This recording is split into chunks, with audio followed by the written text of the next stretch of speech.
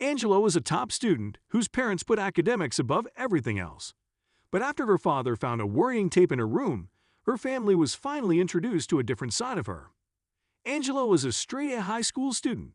She came from a long line of highly intelligent professors and scientists, so there was always pressure on her to carry on the family mantle.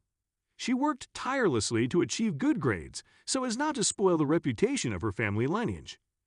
She excelled in her academics and attended several Olympiads. Angela was excelling, but her heart was never in science or mathematics like her parents and grandparents. At heart, Angela was an artist and had always dreamed of pursuing a career in acting in the future. However, her parents did not support this dream. She had tried several times to persuade her parents to let her pick up theater. They thought it was a temporary hobby she would grow out of. In their eyes, it would be a waste of their daughter's time and a real talent, so they would not go for it. Your mother is a chemist, your father is a mathematician, and your grandparents were professors of applied sciences. You have the step of a scientist, not an actress. You will not succeed as an actress, Angela. It's better you study and don't waste your time on nonsense, her parents told her. One day, Angela's mother, Lisa, and her father, Abe, were sitting at the dinner table preparing for dinner. They called Angela several times to join them, but she wasn't responding. Her father eventually decided to go check on her in her room. Abe walked into Angela's room to a sight that almost brought him to tears. He saw his daughter in tears, recording an audio tape at her desk. Angela appeared to be in deep distress. "Angela, are you all right?" Abe asked with sincere concern. Caught off guard by her father's sudden presence, Angela quickly wiped away her tears and simply responded, "Yes, yes, everything is fine, Dad." She then abruptly got up and ran downstairs. Later, Abe explained what he had seen to his wife. They were both perplexed and worried about Angela. Why wouldn't our baby girl feel comfortable telling us that she was going through something? "Abe, what are we going to do?" Lisa said, almost in tears. "Don't worry, darling. We'll get to the bottom of this. Whatever is going on, the truth is in that tape she was recording," Abe assured his wife. The next day, after dropping his wife at work and his daughter at school, Abe decided he would use the hour before work to further investigate his daughter's situation. "Please stop. Please, guys. I just want to go to class," Angela cried. Abe went into Angela's room, looking for the tapes. They were safely hidden, but he turned the room upside down until he finally found them. He started to go through the tapes, and what he came across left him unnerved and heartbroken. "I can't do this anymore. I just can't. Why me? Why must I suffer in secret? Why does everybody else have a right to make me feel like I'm less? Even if I told my parents or teachers that I'm constantly being bullied, it would only make things worse." A troubled Angelo wept on the tape recording saying he couldn't believe what he was hearing. His daughter was being bullied at school, and he had no clue this was happening. "I was so concerned with her academics that I never stopped to consider her relationships and social life. My poor baby girl. Those scoundrels need to be taught a lesson," a raging Abe thought. Abe called work, explained that he would be late, then headed straight to Angela's school. When he got to the school reception, inquiring about his daughter, the receptionist told him she was in the assembly hall. When Abe got to the empty hall, he saw Angela on stage with 4 boys around her, spewing insults at her and pulling her hair. "Where do you think you're going, huh?" one boy said. "Nerd," another said. "Please stop. Please, guys, I just want to go to class," Angela cried. "Hey, you stop that right now." Abe barked furiously, rushing towards the stage.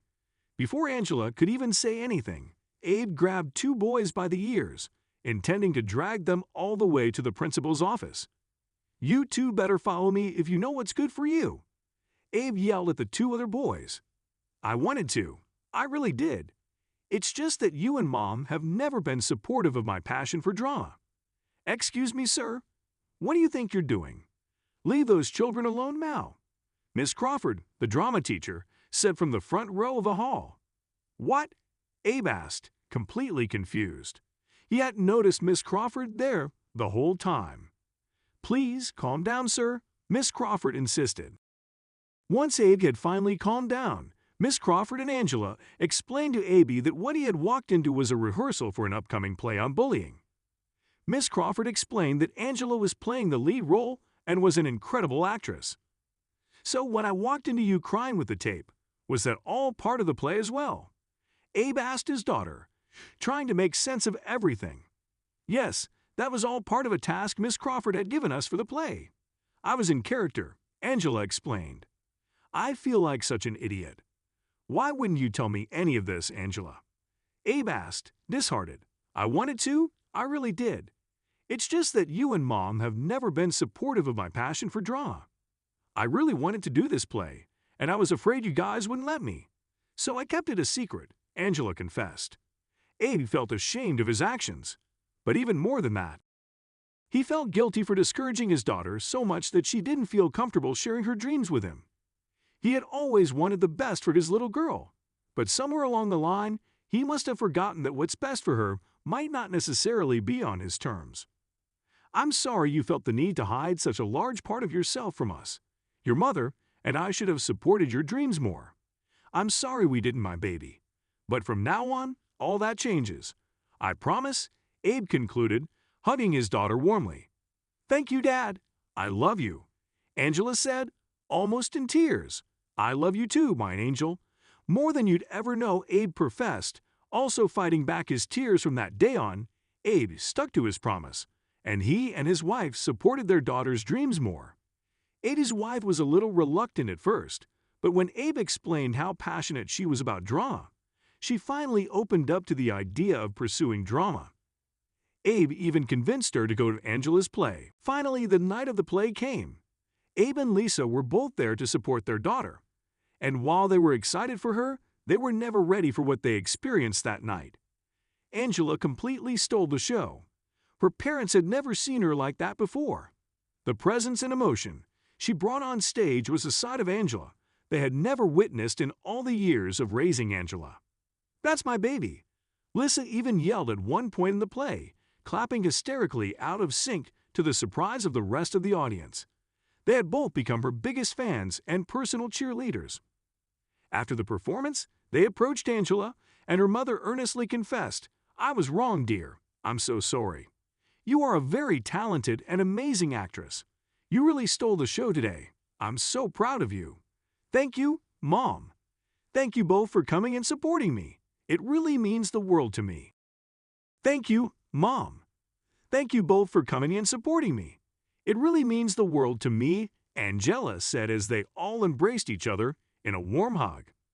After that, they allowed Angela to relent some of her studying time and focus on her drama.